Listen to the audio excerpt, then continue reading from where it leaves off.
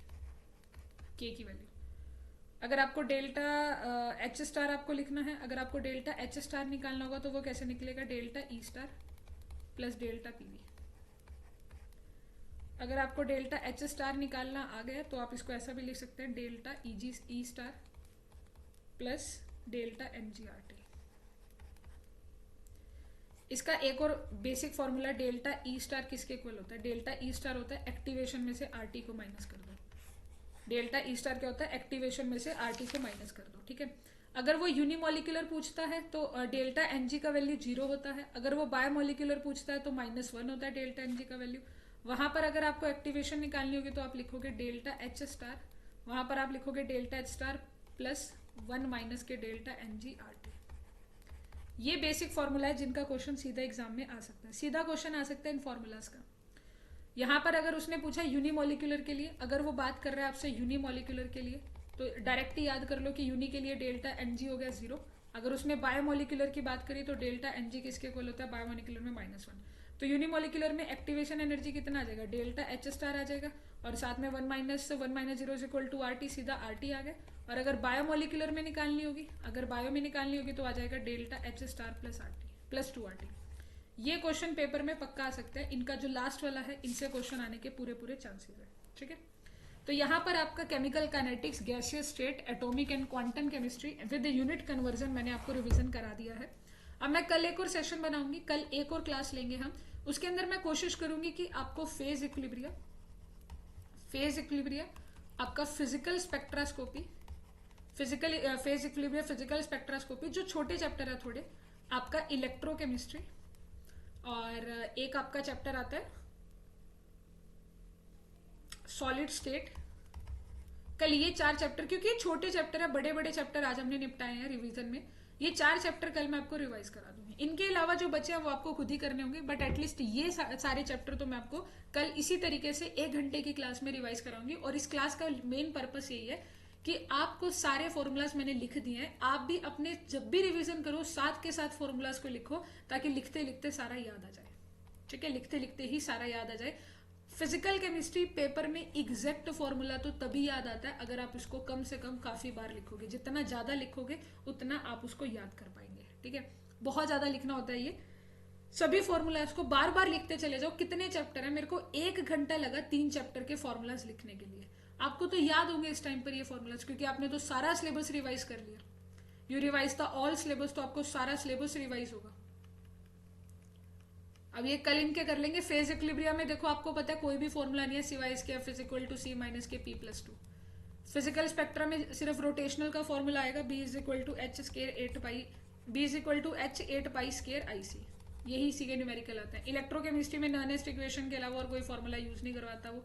तो अगर मैं देखूँ तो ये वाले भी हो गए, सॉलिड स्टेट में डेंसिटी और इसके अलावा तो कोई फॉर्मूला भी नहीं है उसमें।